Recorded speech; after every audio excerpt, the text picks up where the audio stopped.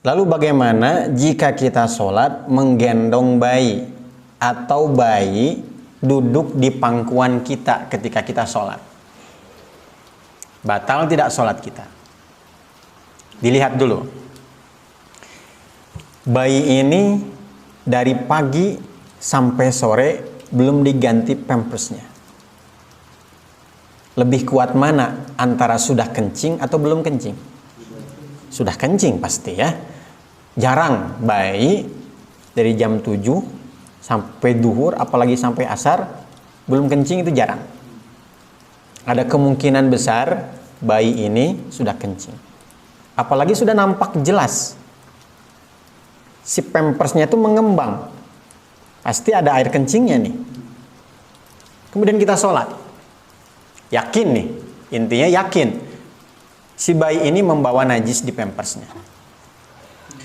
Kemudian kita sholat.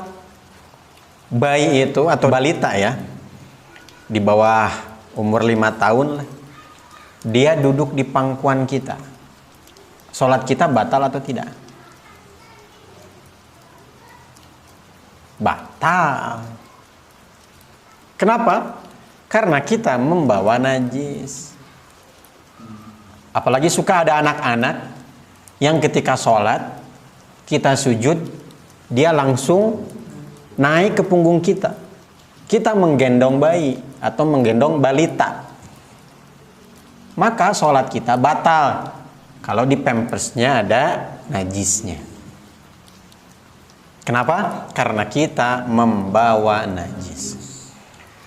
Kemudian persoalan selanjutnya, ketika kita sholat, di samping kanan kita ada anak kecil usia 2 tahun atau 3 tahun.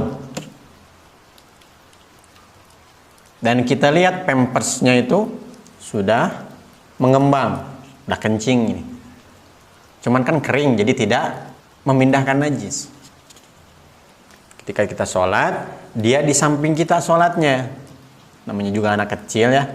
Tiba-tiba bersender aja ke kita. Batal nggak sholat kita? Tidak. Apa bedanya dengan yang pertama tadi? Kalau yang pertama tadi, dia akan duduk. Atau si anak itu naik ke punggung kita. Berarti kita membawa. Tapi kalau hanya sekedar nyender, memang di pampersnya ada najisnya, tapi dia hanya sekedar nyender, berarti tidak membawa, hanya menyentuh. Sedangkan kita tidak langsung menyentuh kepada najisnya. Karena najisnya di pampers, bukan di baju. Jadi harus membedakan apa itu membawa, apa itu menyentuh. Maka kalau ketika sholat, tiba-tiba anak kita duduk di pangkuan kita, dan kita yakin di pampersnya itu ada najisnya, kita langsung singkirkan segera. Kalau tidak segera kita singkirkan, maka sholat kita batal. Sama ketika kita sholat, ada teh cicak jatuh ke baju kita. Kalau dia kering, kita langsung buang. Terus kan sholatnya tidak batal. Kalau tidak segera dibuang, maka sholat kita batal. Kalau teh cicaknya basah, pasti batal. Karena kalaupun kita segera buang, dia nggak akan hilang, masih nempel di baju kita. Mafhum ikhwan?